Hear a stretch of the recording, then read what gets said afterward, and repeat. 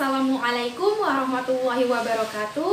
Apa kabarnya anak-anak hari ini? Alhamdulillah, luar biasa. Selalu semangat, selalu ceria, berhasil. Allahu Akbar. Semoga dimanapun kalian berada selalu dalam keadaan sehat ya. Amin. Nah, sebelum belajar, mari kita berdoa terlebih dahulu. Berdoa dimulai. A'udzu billahi minasy syaithanir rajim. Bismillahirrahmanirrahim. Rabbi zidni ilman warzuqni fahma. Amin. Sudah siap buat belajar? Harus siap ya. Mari kita simak video pembelajaran berikut ini. Anak-anak, kalian buka bukunya halaman 91 dan bacalah teks berikut ini. Ketahanan energi, Indonesia kian aktif berpartisipasi dalam ASEAN. Ketahanan energi nasional dapat lebih cepat terrealisasi melalui kerjasama dengan negara-negara lain. Membangun kerjasama dengan berbagai pihak merupakan bagian penting untuk memperluas akses terhadap energi. Isu ketahanan energi ini menjadi fokus dalam rangkaian pertemuan The 35th Senior Official Meeting on Energy and its Associate Meetings yang digelar pada tanggal 17 sampai 22 Juli 2017 di Manila, Filipina. Pertemuan ini menunjukkan pentingnya kerjasama energi di kawasan ASEAN untuk meningkatkan kapasitas ketahanan energi.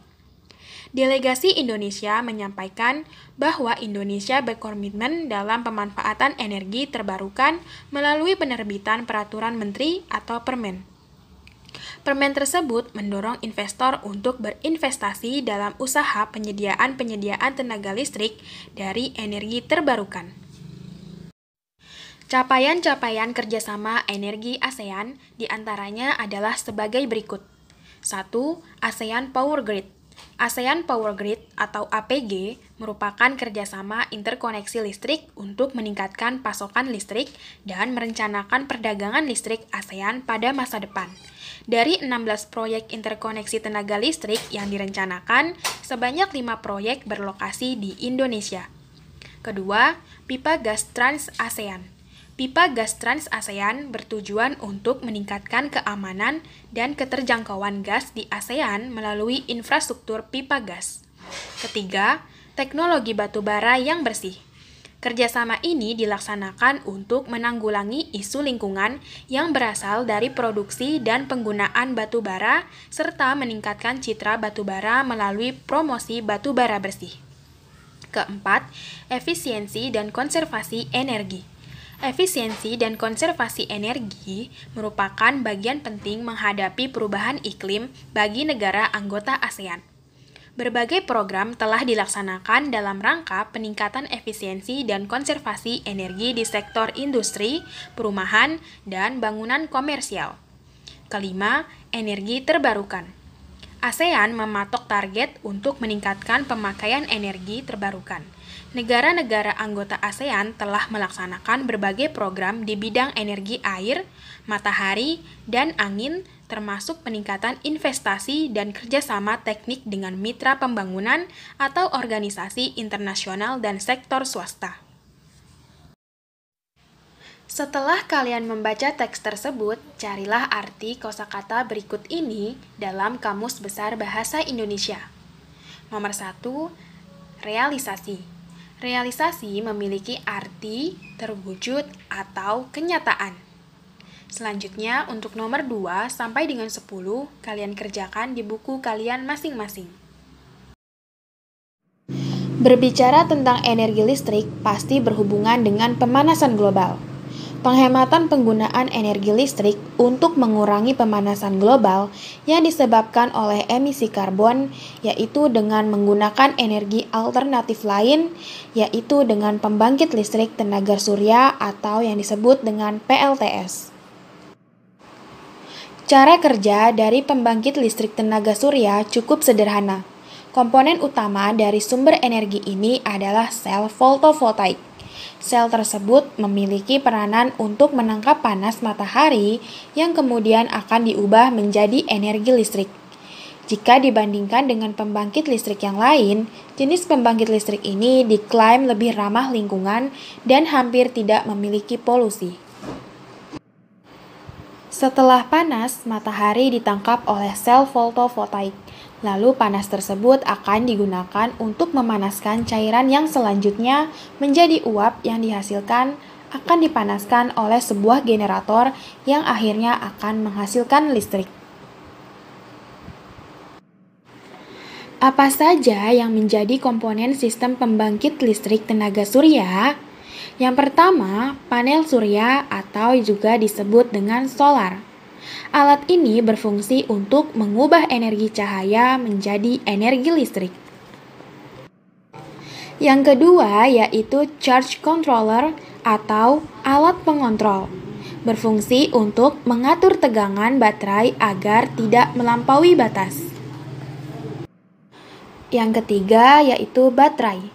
Berfungsi untuk menyimpan arus atau energi yang dihasilkan dari panel surya. Yang keempat, kotak inverter. Berfungsi sebagai mengonversikan arus DC atau searah menjadi arus bolak-balik atau disebut juga dengan AC. Mengapa kita perlu menginstal panel surya dan bukannya terus bersahabat dengan bahan bakar fosil? Jawabannya sederhana. Panel surya tidak memancarkan emisi gas rumah kaca yang berbahaya seperti dalam pembakaran bahan bakar fosil. Oleh karena itu, panel surya tidak memberikan kontribusi terhadap dampak perubahan iklim. Dengan panel surya, kita mendapatkan energi bersih dari sumber energi yang paling berlimpah di planet kita, yaitu matahari. Namun, untuk pemasangan panel surya membutuhkan biaya yang cukup mahal sehingga tidak banyak orang yang mampu memiliki panel surya di rumah. Inilah alasan mengapa masih banyak yang tetap mengandalkan bahan bakar fosil tanpa memikirkan dampak terhadap lingkungan. Pada bagian ini kalian akan mempelajari tentang slogan. Apa yang dimaksud dengan slogan? Slogan dapat diartikan sebagai serangkaian kata-kata atau kalimat yang pendek dan menarik serta mudah diingat oleh orang banyak. Slogan digunakan untuk memberitahukan atau menyampaikan informasi. Perhatikan slogan di samping. Slogan tersebut berisi tentang pesan bahwa harus melindungi diri dari virus corona dengan selalu menjaga jarak, menggunakan masker, dan selalu mencuci tangan dengan sabun setelah beraktivitas. Tujuan slogan yaitu mengajak orang lain agar melakukan sesuatu sesuai dengan isi slogan tersebut. Jenis-jenis slogan. Yang pertama, slogan pendidikan. Slogan yang berisi informasi, ajakan, dan motivasi dalam dunia pendidikan.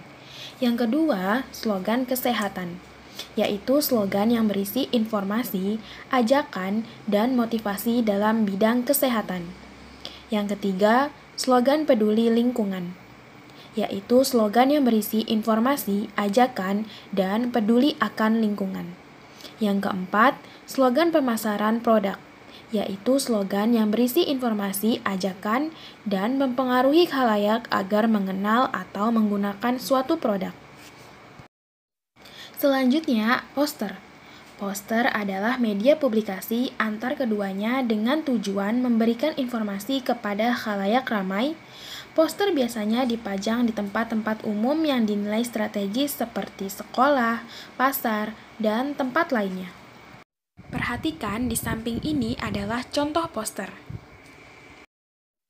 Poster memiliki ciri-ciri. Yang pertama, desain grafis poster harus memuat komposisi yang terdiri atas huruf dan gambar di atas media kertas atau kain yang berukuran besar. Yang kedua, diaplikasikan di media seperti media online atau di jalanan.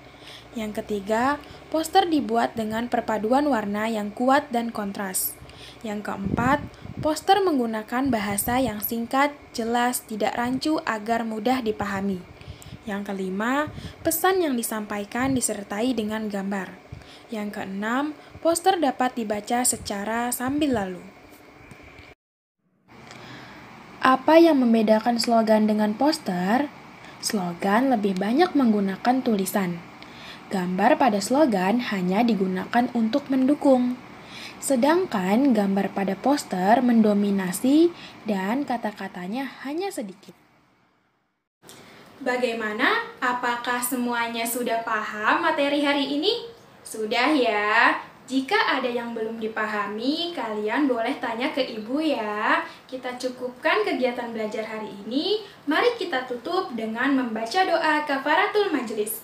Subhanakallahumma wa bihamdika asyhadu an la ilaha illa anta astaghfiruka wa atubu ilaik.